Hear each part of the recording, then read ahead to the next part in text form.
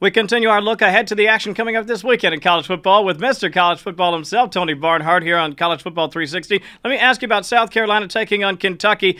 The Gamecocks, number 2 in scoring defense in the SEC, which means, of course, it could be a very long day for a struggling Wildcat club.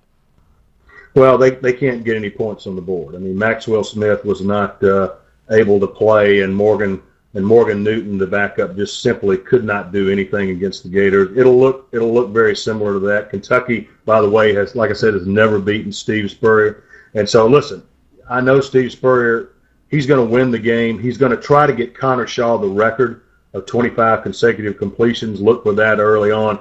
But more than anything, Coach Spurrier, he won't admit this to you, but he's already thinking about Georgia next week. And so some of this game is going to be planning some ideas for Georgia to think about. Yeah, and let me ask you about that. During the week, when you know you have sort of a gimme contest coming up, how much of the balance of your practice time and your preparation time for coaches ends up being, say, the look-ahead game?